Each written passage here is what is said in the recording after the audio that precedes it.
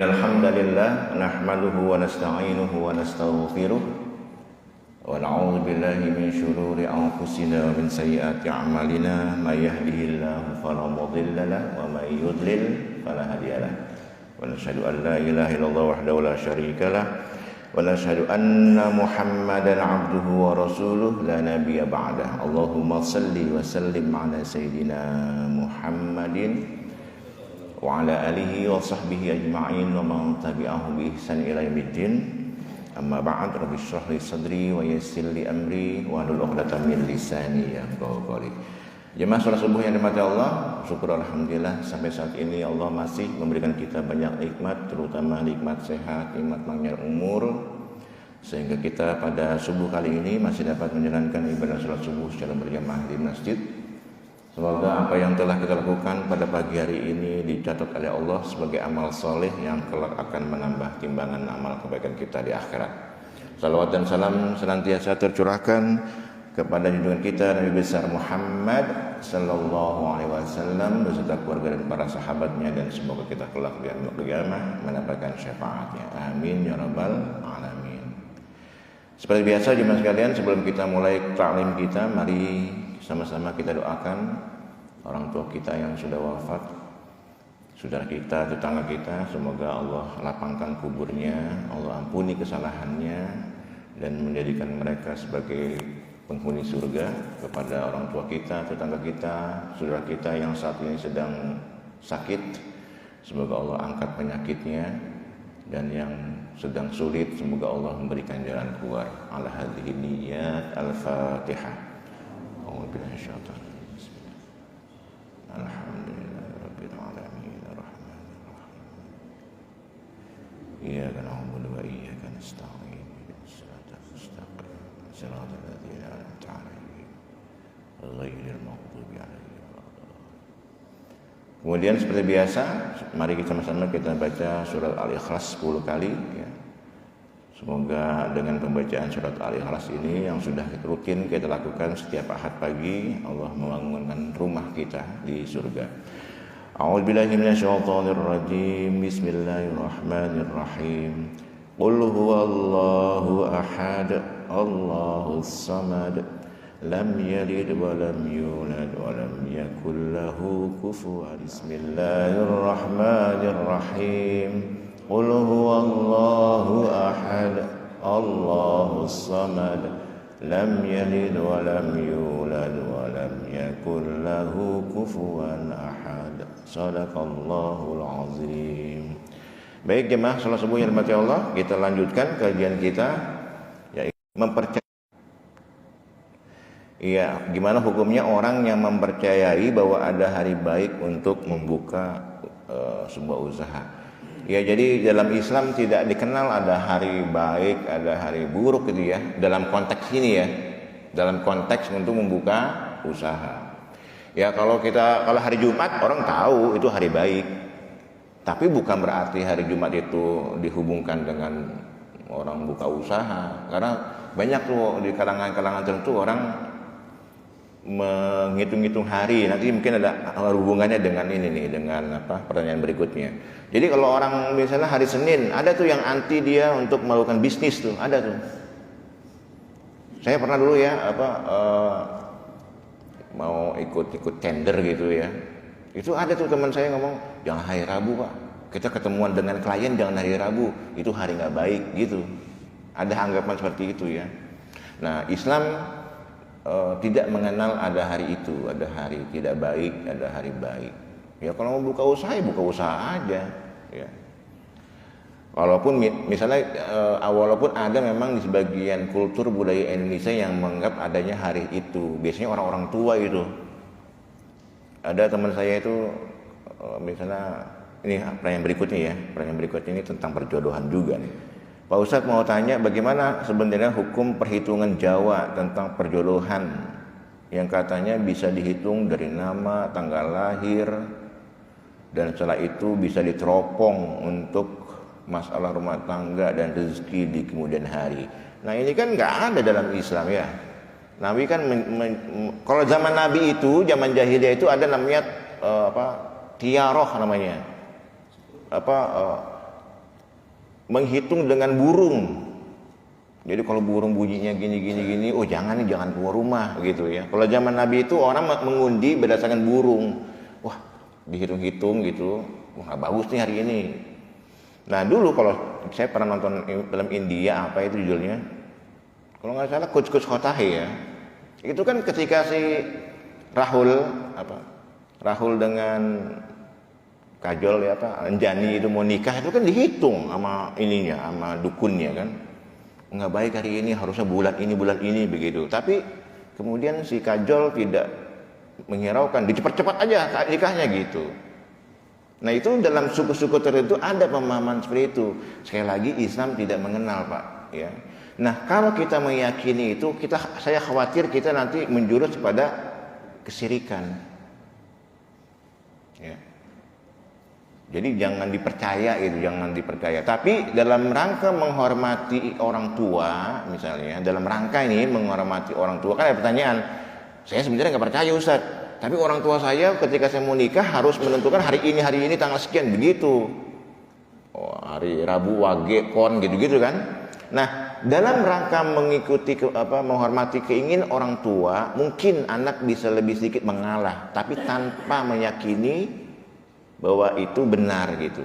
Ini dalam rangka ini aja, ihtiram saja ya, menghormati orang tua. Karena kan ada anak yang orang tua yang tidak bisa dikasih tahu oleh anak kan, ada kan.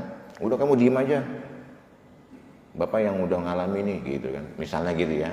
Tapi kalau anak dalam rangka menghormati orang tua itu boleh saja. Misalnya orang tua bilang hari Rabu tanggal sekian ya. Gitu. Tapi tanpa kita mempercayai bahwa itu adalah hari baik atau hari naas gitu ya. Tidak ada dalam Islam. Jadi kalau Bapak mau buka usaha ya buka usaha aja ya. Buka usaha saja. Ada lagi orang kalau mau buka usaha harus tasyakuran dulu.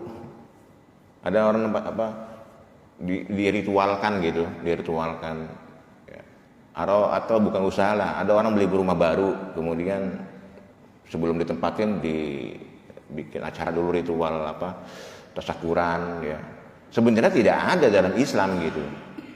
Khusus untuk jadi ada seakan-akan pemikiran, bukan acara tasyakurannya ya. Bukan acara tasyakurannya yang menjadi masalah.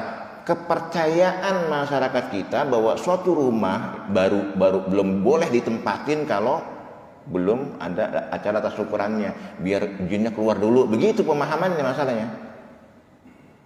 Bukan acara tasyakuran silakan aja, tapi pemahaman bahwa belum boleh menempati rumah baru sebelum disyukurin gitu, ditasyakurin gitu, maka nanti jinnya belum keluar. Nah, pemahaman masyarakat seperti itulah yang kemudian mengarah ya kepada itu kesyirikan.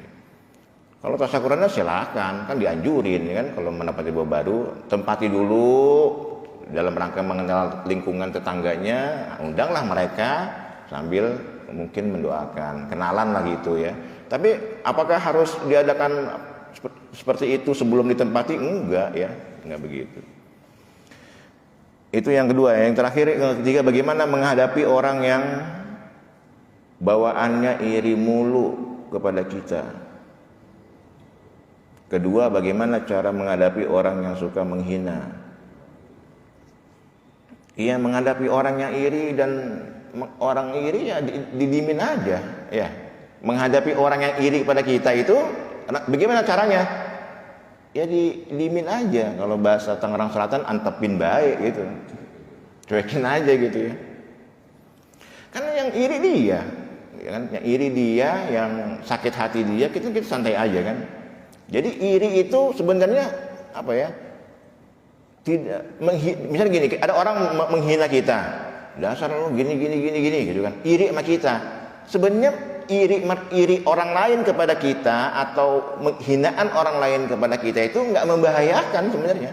Sekali lagi saya sering mengatakan nih, orang kalau menghina kita dihina orang nih, sesungguhnya hinaan itu tidak membahayakan kita, enggak. Apa kalau kita dihina jadi dari sakit gitu? Enggak. Hinaan itu tidak membahayakan, cuman gak enak didengar. Ya kan? Hinaan itu tidak membahayakan, tidak membuat kita bangkrut, tidak membuat kita jadi jelek gitu, tidak membuat kita miskin gitu. Hinaan itu tidak membahayakan, hanya tidak enak didengar. Maka caranya gimana? Nggak usah didengar hinaan itu. Kalau ada orang iri, ya sudah, yang sakit dia sendiri kok. Ya, kita nggak bahaya gitu.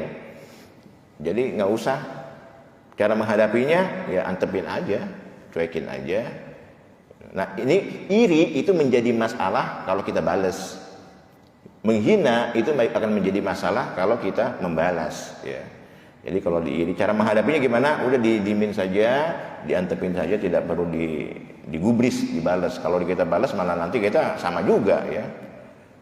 Cara menghadapi iri orang itu hindari, gitu, hindari. Baik, ini pertanyaannya ya. Nanti mungkin setelah ini sesi tanya jawab ada sesi pertanyaan. Baik, jemaah sekalian, kita lanjutkan kajian kita tentang kitab hadis Arba'in. Kemarin kita sudah sampai ke hadis 14. Hari ini kita akan belajar hadis berikutnya, yaitu hadis ke-15. Bismillahirrahmanirrahim. An Abi Hurairah radhiyallahu anhu anna Rasul sallallahu alaihi wasallam qala, berkata, man kana yu'minu billahi wal yawmil akhir falyakun khairan aw liyasmut. Wa man kana yu'min billahi wal yawmil akhir falyukrim jarahu. Wa man kana yu'min billahi wal yawmil akhir falyukrim dhaifahu. Nah, ini ada hadis ya tentang dari Abu Hurairah. Rasulullah SAW bersabda, barang siapa yang beriman kepada Allah dan hari kiamat, maka hendaknya dia berkata yang baik, falyaqul khairan aw liyasmut, hendaklah dia berkata yang baik atau diam. Nah, ini mungkin hadis yang sering kita dengar ya. Jadi yang pertama nih, barang siapa yang percaya pada Allah, beriman pada Allah dan hari kiamat, pertama berkatalah yang baik. Kalau dia tidak bisa berkata baik, diam. Itu yang pertama. Yang kedua, barang siapa yang percaya pada Allah dan hari kiamat, falyukrim jarahu, hormati tetangganya. Hormati tetangganya. Dan barang siapa yang percaya, ya beriman pada Allah dan hari kiamat, falyukrim dhaifahu, hormati tamunya. Jadi ini ada 3 hal, Pak. Ini mungkin sangat relevan dengan kondisi kita ya. Barang siapa yang beriman pada Allah dan hari kiamat. Ini banyak, kenapa sih Allah kok bukan beriman pada Allah dan Rasulnya gitu? Atau barang siapa yang beriman pada Allah dan kitabnya, tapi Allah mengkaitkan beriman pada Allah dan hari kiamat. Kenapa? Agar kita itu selain beriman pada Allah harus ingat apa yang kita lakukan di dunia itu akan dihisab di hari kiamat gitu. Karena banyak orang-orang sekuler, orang-orang apalagi orang-orang ateis ya, itu yang tidak percaya adanya hari kiamat. Jadi mereka hidup poya-poya saja di dunia, hidup hanya di dunia, tidak ada akhirat sebagai balasan gitu ya. Nah, maka kalau dia beriman pada Allah dan hari kiamat, maka bicaralah yang baik, falyaqul khairan, berkata yang baik atau diam. Nah, berkata yang baik ini di konteks mungkin dulu. Kalau di zaman sekarang, di zaman teknologi sekarang ini, selain dia berkata yang baik, juga menulis yang baik, mengetik yang baik itu. Jadi ngomongannya halus tapi tulisannya kasar, salah. Ngomongannya sih halus, iya mbak, tapi di medsos, di Facebook, di Instagram ngumpat gitu. Nah, itu sama. Tidak berkata yang baik berarti dia ya. Jadi dalam hal berkata-kata, kita mau ngomong itu ada setidaknya 3 hal, Pak. Sebelum kita berkata, ngomong kepada orang lain itu harus memikirkan 3 hal. Yang pertama, ini perkataan yang saya ingin ucapkan ini nyakitin orang nggak ya? Nyakitin orang nggak ya? Gitu. Oh enggak nyakitin. Nah, yang kedua, apakah yang kita ucapkan nanti Allah ridho atau tidak? Allah ridho atau tidak? Kalau ucapannya akan kita lontarkan itu Allah tidak ridho, tunda, jangan ngomong. Yang ketiga, ucapan yang kita lontarkan itu nantinya menambah timbangan amal saya di akhirat atau enggak? Kalau tidak menambah amal kebaikan, tunda, jangan diomongin. Gitu Pak. Kalau kita mau ngomong tuh begitu. Dipikirin dulu, jangan sampai nyakitin orang. Saya ngomong ini nggak nyakitin orang nggak ya? Kalau nyakitin, diem. Kedua, Allah ridho nggak dengan ucapan kita? Yang ketiga, nambah timbangan amal nggak, kebaikan nggak? Artinya bukan hanya dosa. Jadi ada orang ngomong tapi sebenarnya tidak menambah kebaikan gitu. Kan ada orang yang suka doyan ngobrol ya, ngobrol aja, nggak dosa enggak sebenarnya. Omongannya biasa gitu. Tapi itu tidak menambah timbangan amal kebaikan, itu sia-sia. Kata Nabi, kalau engkau bertiga ini tidak bisa, nggak tahu ini bermanfaat gak ya, nyakitin orang gak ya, nambah gak ya, kalau nggak tahu diam. Disinilah berlaku diam itu lebih baik dari emas itu ya. Dan ini ciri orang yang beriman pada Allah dan hari kiamat ya. Karena ada, Bapak pernah nggak berhadapan dengan orang ngomongnya sejam tapi bosenin gitu? Ini ngomong apa sih gitu? Ya, biasanya di zaman sekarang tuh kayak webinar ya, seminar online itu, aduh sejam 2 jam orang ngomong, ini intinya apa sih ngomong gitu? Kayak kemana-mana gitu ya, ngabisin waktu. Jadi kan dalam agama, dalam fikih itu ada apa? Khairul kalami ma qalla wa dhalla. Sebaik-baik perkataan itu adalah yang ringkas tapi jelas. Jangan orang ngomong sejam intinya nggak ada. Ya. Dia ringkas dan padat. Terutama bagi kita ini yang laki-laki, kalau misalnya khutbah Jumat begitu, itu persis banget seperti khutbah Jumat. Kan ada orang khutbah Jumat udah lama, pembawaannya kemudian bikin ngantuk ya, panjang lama sekali, tapi intinya nggak ada gitu ya. Dalam sisi bahasa itu al-kalam khairul kalam dalam balaghah ya, sebaik-baik perkataan itu adalah yang singkat tapi jelas ya, gitu. Cukup khutbah Jumat 10 menit jelas, intinya ada, 1/4 jam selesai ya. Jangan terbalik, jangan khutbahnya 45 menit, sholatnya cuma 3 menit gitu ya, terbalik. Nah jadi sekali lagi, barang siapa yang percaya pada Allah dan hari kiamat, pertama apa? Berkata yang baik, atau kalau nggak bisa diam. Kemudian menghormati tetangganya. Nah ini penting Pak, menghormati tetangga dalam kehidupan kita bermasyarakat ini.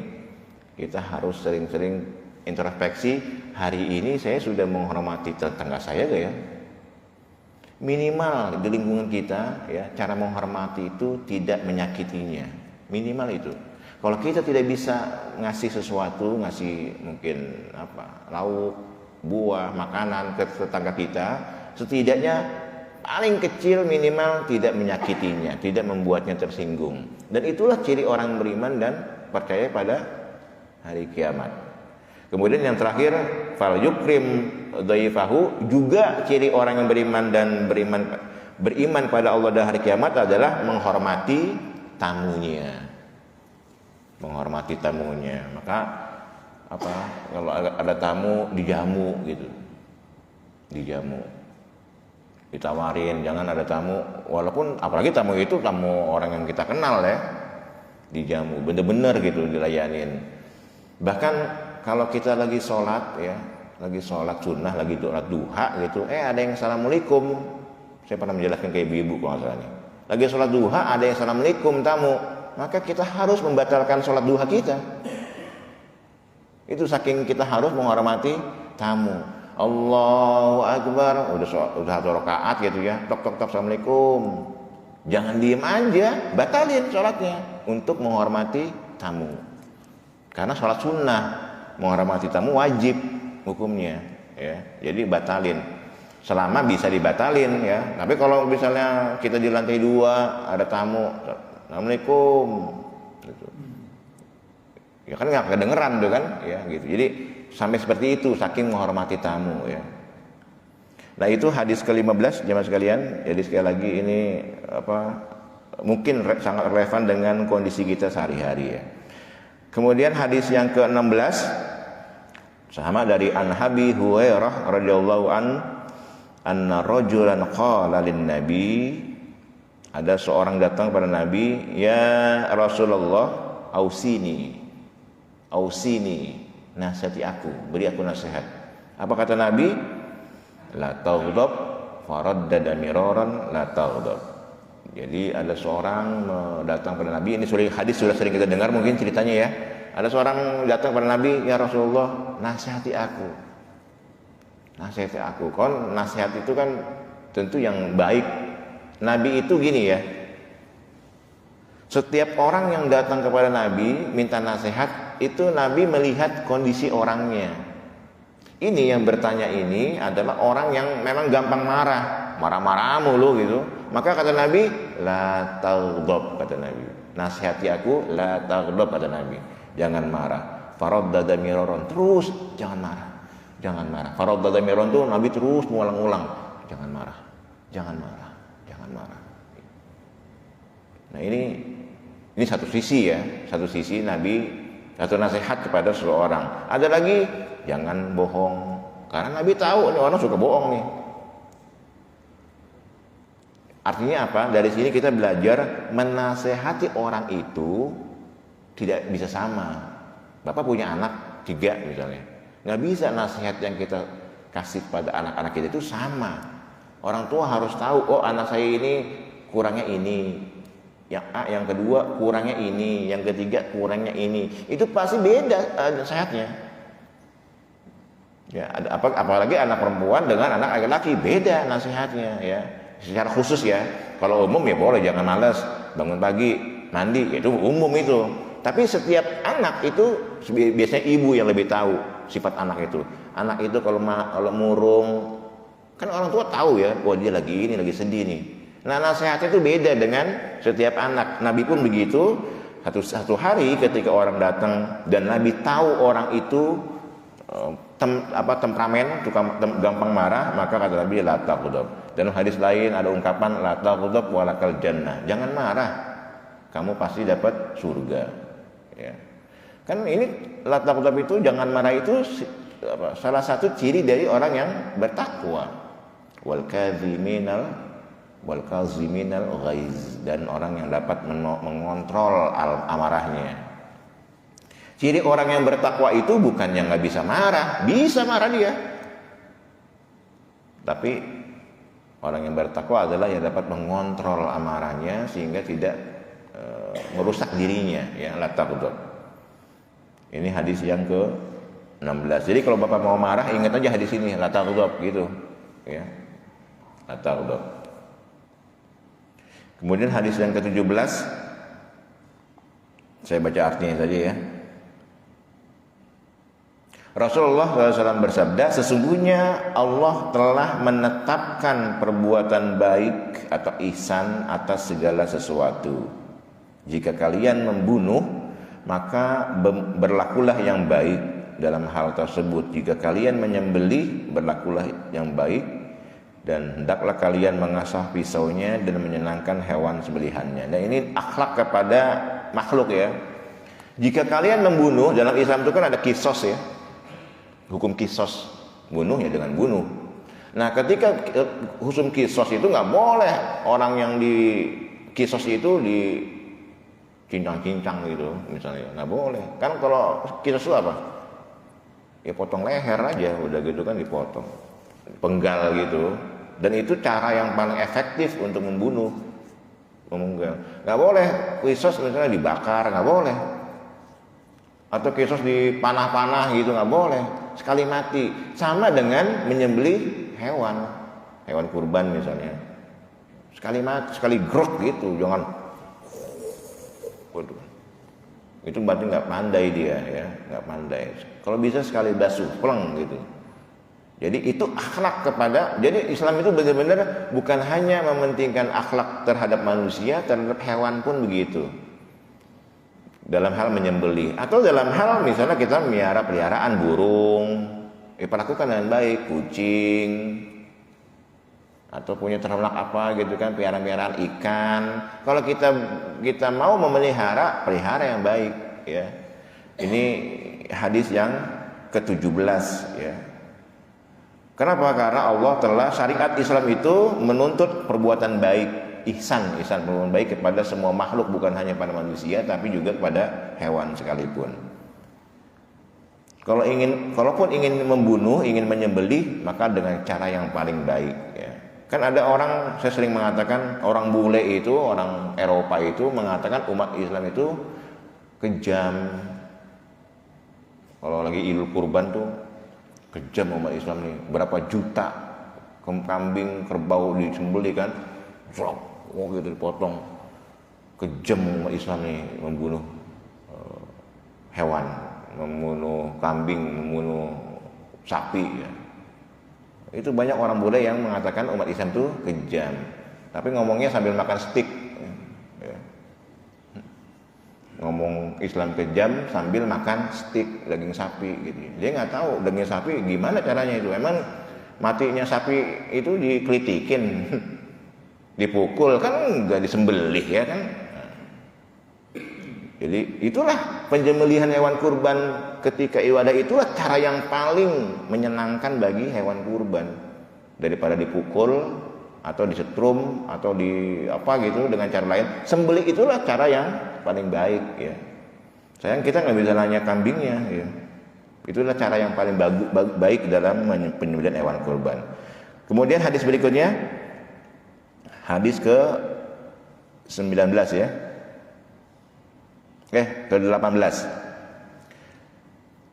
dari Abi Dzar ya, dari Abi Dzar Rasulullah SAW bersabda, bertakwalah kepada Allah, ittaqillah, kata Nabi, ittaqillah haitsu ma kunt ya, bertakwalah kepada Allah dimanapun kamu berada. Jadi ini Nabi menasihati lah ya, bertakwa kepada Allah di mana saja kamu berada, dan iringilah keburukan dengan kebaikan. Sesungguhnya kebaikan itu akan menghapus keburukan. Dan pergaulilah manusia dengan akhlak yang baik. Sekali lagi ini hubungannya dengan muamalah kepada manusia. Bertakwalah pada Allah. Bertakwa itu artinya takut, merasa takut pada Allah. Berbeda ya. Takut pada Allah dengan takut pada macan beda ya. Kalau takut kepada macan kan kita menghindari. Wah, ada macan nih. Oh, dalam sini lewat sana gitu kan. Tapi kalau takut pada Allah justru mendekat. Kalau zaman sekarang kan anak kecil itu jangan lewat situ ada setan gitu kan. Takut kita sama setan ya. Itu harus di ini tuh Pak. Pemahaman anak kecil tentang takut pada setan tuh ya. Harus ini harus dihapus sama orang tua kita tuh. Kan saya dulu kan kalau jalan Gang Adi Sarbi 2 ini sawah orang nyebutnya kan. Jangan lewat sawah. Dulu kan masih kampung, belum ada rumah-rumah gitu kan. Takut kayaknya loci itu ya, karena gelap. Nah itu mungkin apa ya, pemahaman di masyarakat kita, setan itu kayaknya menampakkan gitu kan. Nah ini harus kita ini ke anak-anak tuh ya. Jangan, harusnya kayak Umar bin Khattab. Umar bin Khattab itu kan dikenal orang yang paling berani kan. Jangankan kita, setan aja takut Pak.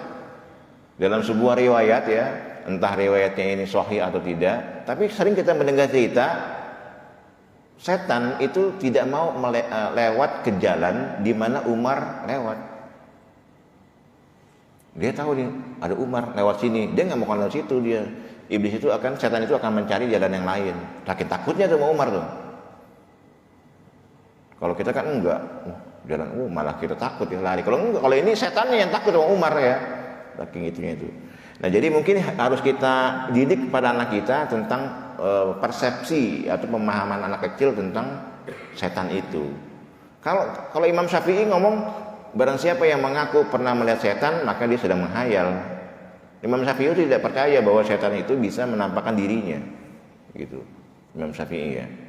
Barang siapa yang mengaku pernah melihat jin, pernah melihat itu, maka dia sedang ngelantur, gitu, menghayal. Karena Imam Syafi'i tidak percaya jin bisa dilihat oleh kasat mata. Kemudian bertakwalah pada Allah, kemudian iringilah perbuatan buruk dengan perbuatan yang baik. Nah kan manusia ini, kita ini kan tidak luput dari salah. Mahalul khata' wan nisyan. Kita ini kan manusia tempatnya salah, tempatnya lupa. Ya, maka bagaimana cara menghapus perbuatan yang tidak baik lah kita, yang kecil gitu. Maka kata Nabi, tipsnya iringi keburukan dengan kebaikan. Kalau bapak kita menyadari nih, ya Allah tadi saya bohongin orang ini, sadar gitu, bagaimana cara menghapusnya? Berbuat baik. berbuat pada orang lain. Iringi keburukan dengan kebaikan. Selalu saya ingat tadi pagi saya ini nih berbuat curang atau apa gitu kan. Di pasar tadi misalnya ngomong ke pelanggan yang harusnya harganya 1.000 jadi bilangnya 1.500 misalnya. Kan salah tuh. Bagaimana cara menghapusnya? Iringi dengan perbuatan baik. Insya Allah kalau kita terus buruk, baik lagi, otomatis keburukan itu akan dihapus oleh kebaikan ya. Dan ini harusnya menjadi motivasi kita sebagai umat Islam dalam rangka itu. Jadi minimal Pak kata Umar bin Khattab, aku merasa senang jika melewati dalam satu hari itu tanpa dosa dan tanpa pahala, seimbang. Bisa gak gitu Pak? Kita melewati satu hari tanpa dosa, walaupun tanpa pahala, tanpa dosa aja. Kan makanya perlunya evaluasi diri, introspeksi, muhasabah sebelum tidur tuh gitu. Hari ini dari pagi, dari subuh sampai sekarang yang sudah saya lakukan apa aja ya? Itu harus muhasabah. Minimal Pak, sebaik-baiknya orang itu adalah ketika melewati satu hari itu tanpa dosa. Ya, sebaik-baik hari adalah yang kita lalui tanpa dosa. Dan itu nggak mungkin. Pasti kita satu hari itu berbuat salah tanpa sengaja ataupun sengaja. Makanya harus diiringi dengan kebaikan ya. Ya Pak, ada pertanyaan Pak Idris? Kita kembali ke silaturahim. Dalam hadis ini paling banyak sekali tentang silaturahim tadi ya. Siapa beriman kepada Allah sambung dengan silaturahim. Ingin kaya sambung silaturahim. Ingin panjang umur silaturahim dan sebagainya. Yang saya tanyakan tentang umurnya tadi ya. Tentang Umur ya. Umur kan sudah tentukan sama Allah ya semuanya. Tapi dalam hadis itu barang siapa yang dipanjangkan umurnya sambunglah tali silaturahim. Ini maknanya. Iya, jadi ada hadis tentang silaturahmi. Salah satunya barang siapa yang ingin dipanjangkan umurnya maka hendaklah dia falyasir rahimah. Hendaklah dia bersilaturahmi. Loh, kata Pak Idris, pertanyaannya kan manusia sudah ditentukan umurnya. Kemarin hadis yang sebelumnya ya, ketika manusia lahir 40 hari dari nutfah mani, 40 hari segumpal darah, 40 hari segumpal daging, kemudian ditiupkan ruh, ditentukanlah ajalnya, rezekinya gitu. Nah, pertanyaannya kan ajalnya sudah ditentukan oleh Allah. Kemudian kenapa hadis Nabi mengatakan barang siapa yang ingin dipanjangkan umurnya falyasir rahimah, maka hendaklah bersilaturahmi. Setidaknya ada dua pemahaman. Yang pertama, benar secara umur dia dipanjangkan umurnya, karena umur itu hak prerogatif Allah. Karena dia sering bersilaturahmi, akhirnya dia senang, nggak punya musuh, nggak tertekan, nggak stres, ya, sehingga dia panjang umurnya secara hidup gitu. Ada lagi penafsiran yang kedua, dan ini saya lebih condong ke sini ya. Yang kedua adalah seakan-akan umurnya panjang lama gitu. Umurnya sih cuma 60 tahun, ya, kayak Nabi Muhammad lah, umurnya 63 tahun. Tapi karena dia tiap hari kita sebut, seakan-akan Nabi itu masih hidup gitu, seakan-akan ya. Ada artinya kenangan baiknya itu terus dikenang sama orang. Bapak kalau mendengar kata Soekarno gimana? Soekarno-Hatta, kayaknya gimana gitu, kayaknya masih kan terus dikenang gitu. Kan ada orang meninggal mati sudah dilupakan kan? Banyak nggak? Orang meninggal mati dilupakan udah. Makanya ada istilah pahlawan tak dikenal ya. Ya karena dia wafat sudah nggak dikenal orang. Tapi ada orang yang meninggal tapi namanya terus dikenang. Nah itulah yang kita inginkan. Tentu dikenang dalam kebaikan, bukan kayak Aidit yang dikenal jahatnya. Ya, jadi dikenal kebaikannya. Jangan dikenang nama si fulan, dulu ngerampok deh itu. Nah, itu dikenang tapi dalam kejelekan. Nah, silaturahmi itu dalam rangka itu. Kan orang banyak silaturahmi. Kenapa orang dikenal? Ya karena dia banyak silaturahmi dengan orang. Kalau dia di rumah aja nggak pernah silaturahmi, nggak dikenal, jangan kan dikenal orang, tetangganya aja nggak kenal dia kan. Kayak kan banyak tuh komplek besar gitu, antara tetangga tidak kenal. Jadi kadang-kadang meninggal nggak ada yang tahu, ya kan. Sehingga tidak melakukan silaturahmi dengan saudara muslimnya, ya. Begitu Pak Idris ya. Ada dua makna sebenarnya, tapi saya lebih condong kepada makna yang walaupun dia umurnya pendek tapi terus dikenal. Zaman dulu itu kan umurnya pendek-pendek kayak Zulkarnain dalam surat Al-Kahf itu ya. Itu kan umurnya pendek 30 tahunan. Tapi dikenalnya sampai sekarang. Raja Nabi Isa kan umurnya 30-an meninggal. Muda sekali tapi dikenal, bahkan diabadikan dalam Al-Qur'an namanya. Nah, kita ingin minimal setidaknya kalaupun misalnya umur kita tetap pendek tapi nama kita terus dikenang dalam kebaikan. Maka caranya gimana? Ya kalau Bapak bisa nulis Pak. Bikin buku. Itu salah satu agar nama kita dikenal. Bukan dikenal, dikenang ya. Punya karya.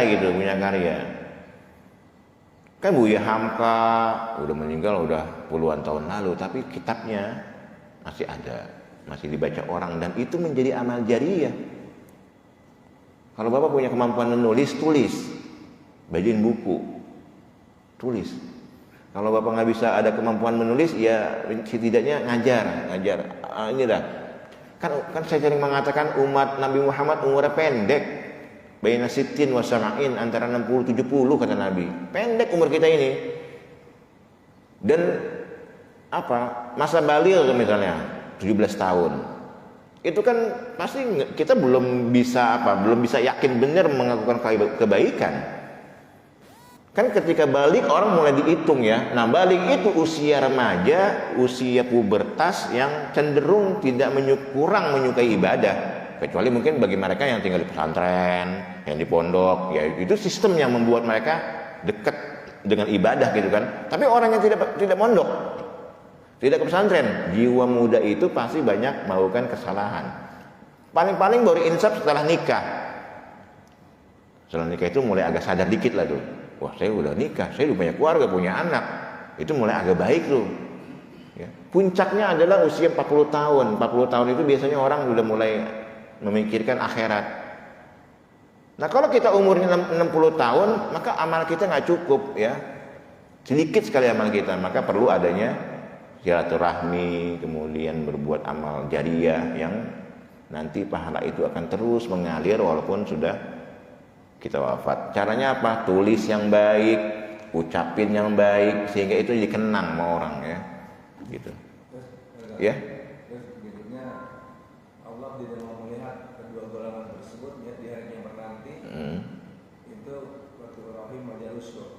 Itu artinya kalau terkait Islam, sholat, tidak silaturahim, silaturahim direct gitu ya, setidaknya Allah tidak mau melihat golongan tersebut. Kita termasuk golongan mana, Pak?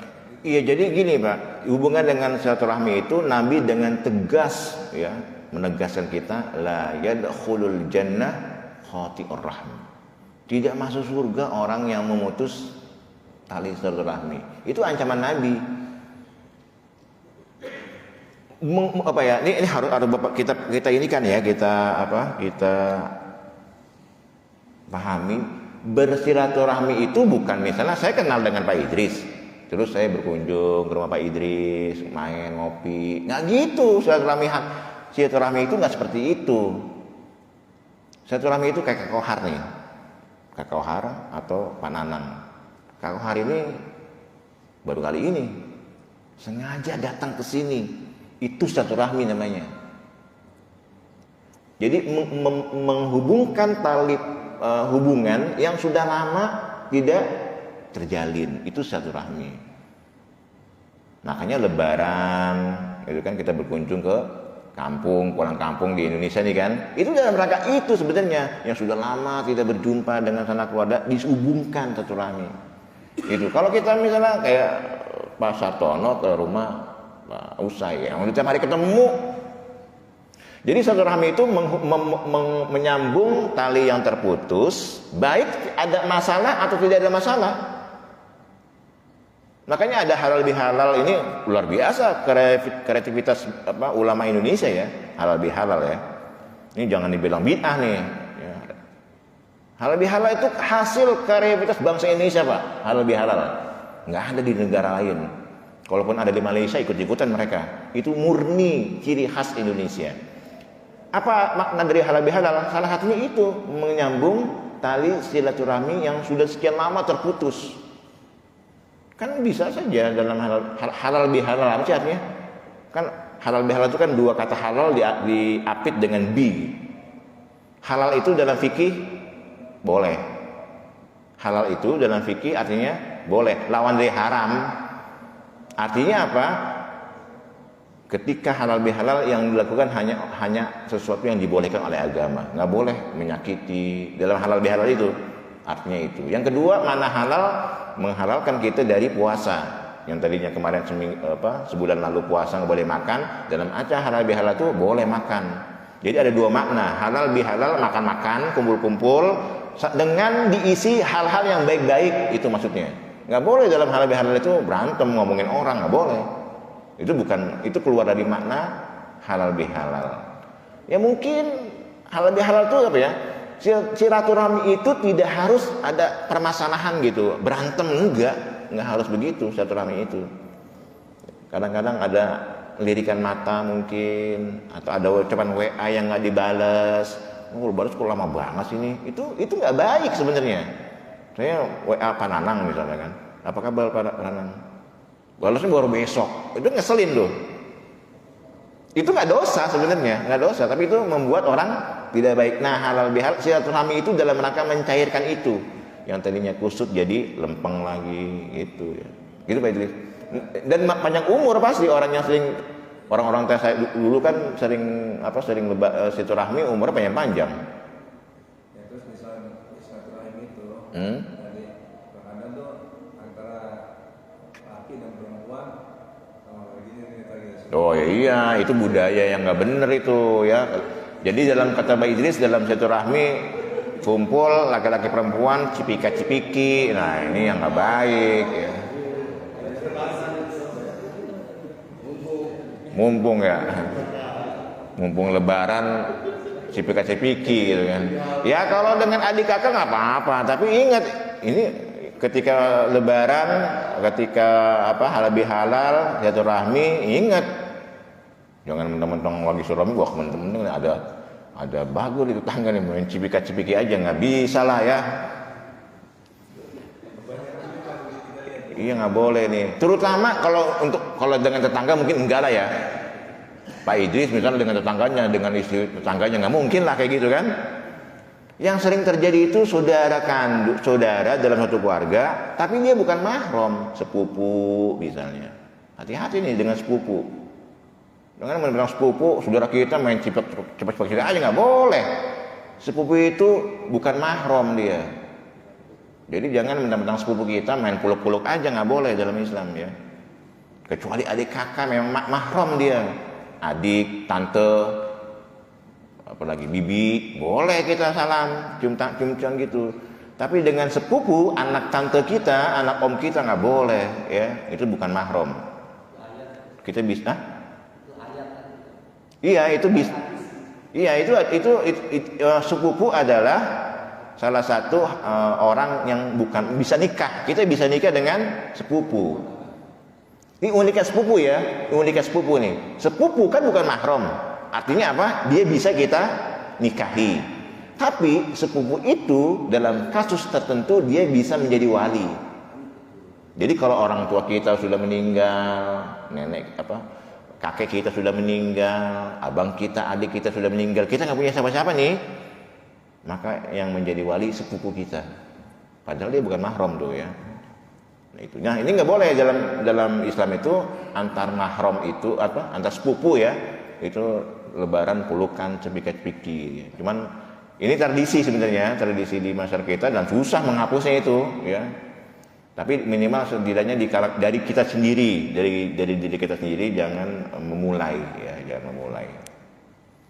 Baik, gimana? Masih ada? Udah habis? Oh udah, cepet ya.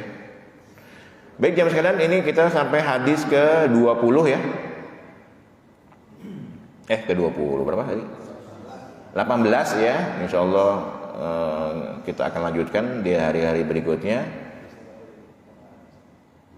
Semoga apa yang kita sampaikan dalam hadis-hadis arba'in ini bisa kita praktekkan dalam kehidupan sehari-hari ya.